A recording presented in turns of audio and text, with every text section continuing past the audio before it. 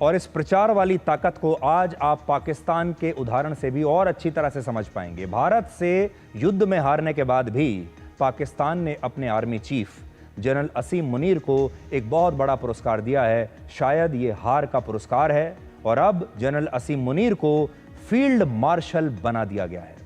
Field marshal सेना में एक 5 स्टार रैंक होती है जो किसी युद्ध में मिली जीत या इस तरह के बहुत बड़ी उपलब्धि के लिए, असाधारण उपलब्धि के लिए ये उपाधि दी जाती है। जैसे भारतीय सेना में पहले field marshal general Sam Manekshaw थे, जिनके नेतृत्व में भारत ने पाकिस्तान को 1971 के युद्ध में हराकर उसके 2 टुकड़े कर दिए थे। ये उनकी उपलब्धि थी। पाकिस्तान के 93,000 सैनिकों को आत्मसमर्पण करने के लिए मजबूर कर दिया था।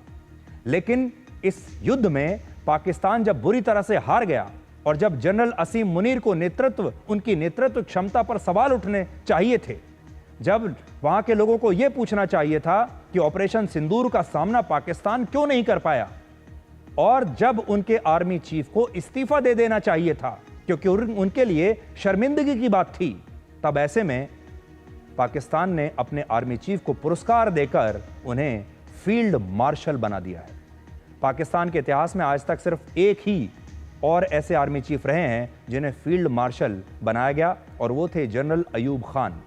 हालांकि जनरल अयूब खान को यह उपाधि किसी और से नहीं मिली थी, बल्कि ये उपाधि उन्होंने सैन्य तख्ता पलट करने के बाद अपने आप को खुद ही दे दी थी।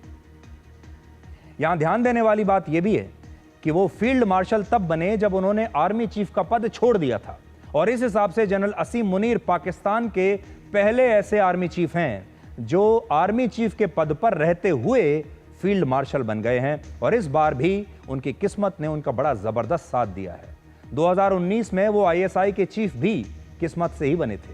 इसके बाद जब पूर्व प्रधानमंत्री इमरान खान ने उन्हें पनिशमेंट पोस्टिंग के तहत ISI के चीफ से हटाकर कॉर्प्स कमांडर बना दिया, तब भी उनकी किस्मत चमक गई, क्योंकि पाकिस्तान में आर्मी चीफ वही अफसर बन सकता है जो कभी ना कभी कॉर्प्स कमांडर रहा हो।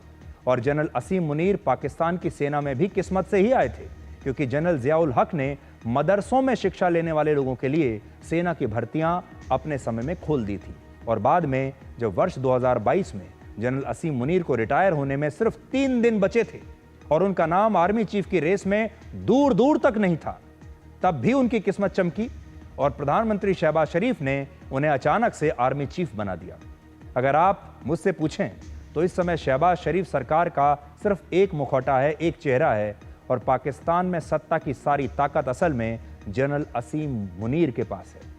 और इसे आप ऐसे समझिए कि पहले उन्होंने अपना आर्मी चीफ का कार्यकाल वर्ष 2027 तक बढ़वा लिया, और अब इस युद्ध में भारत से बुरी तरह हारने के बाद भी पाकिस्तान की सरकार उन्हें फील्ड मार्शल का पुरस्कार दे रही है। ये पुरस्कार भी उन्होंने सरकार से जबरदस्ती ले लिया होगा। तो एक तरफ पाकिस्तान है जो हार कर भी अपनी जीत का गाना गा रहा है, हारने के बाद भी अपने आर्मी चीफ को पुरस्कार दे रहा है ताकि दुनिया इस बात पर यकीन कर ले कि पाकिस्तान जीत गया। और दूसरी तरफ भारत है जहां विपक्ष के कुछ नेता अपनी ही सेना पर सवाल उठा रहे हैं। जम्मू कश्मीर की पूर्व मुख्यमंत्री महबूबा मुफ्ती ने भी कहा है कि वो पाकिस्तान में भारत की कार्रवाई को 0/0 मानती है। हमारे एक्सटर्नल अफेयर मिनिस्टर ने बताया कि मैंने पाकिस्तान को पहले ही वार्न किया था। तो इसका मतलब है जब आप वार्न करते हैं उनको, तो इसका मतलब है जो आप कहते हैं कि हमने टेररिस्ट कैंप्स पे अटैक किया, तो वो भी उनको भी मिल गया होगा मौका वहां से भागने का। तो मुझे नहीं मालूम कि मेरे लिए तो ये 0/0 है।